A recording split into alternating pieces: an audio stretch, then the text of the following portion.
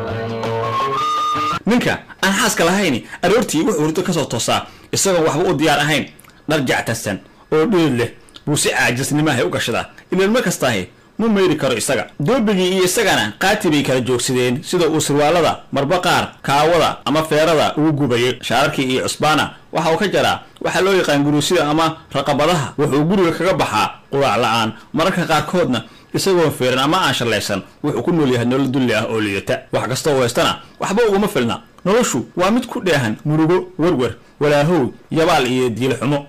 waa mid ka maran farxadda iyo xiisaha. ninka aan xaas lahayn marka uu xanuunsado ayuu garan karaa qiimaha xaaska iyo dhibaatada xaas la'aanta. wuxuu u baahan yahay wehel joogto ah oo habeenkii la soo jeedo ilowsiisa xanuunka.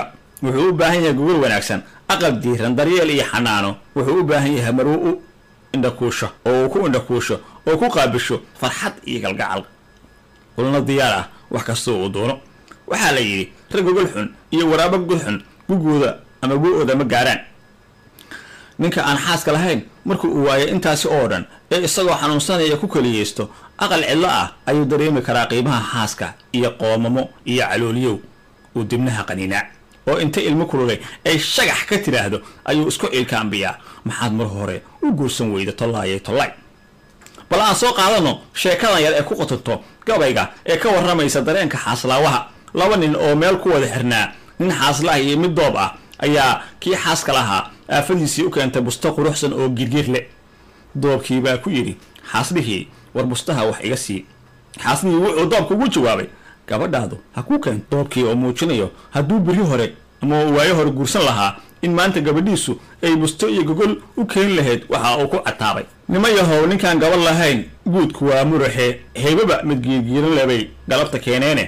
gacmo jeedaaladiidii haddaan meher ku goosiiyo, gawaadhida haddaa kama hadheen gooriya ayaane, gardarradu ma fiicne anaa gabay naftaydii. intaan ahay noo joogto qaybtii labaad ee taxanaha sirta guurka oo aan idiin soo jeedinayay anigoo ah daahir cabdulla calasow. gabdhihii waxay leeyihiin alla gabdhihii waxay leeyihiin geniyo lacag baan rabnaa alla geniyo lacag baan rabnaa gacmaha kaan suri lahayn luqunta kaan gashan lahayn alla gacmaha kaan suri lahayn luqunta kaan gashan lahayn guntiina xariira iyo garbaasaaran la iibsan karin alla guntiina xariira iyo garbaasaaran la iibsan karin gogolaan weligeed la arag kolkii ay ku guursadeen sidaasaa gurigii ku ba'ay.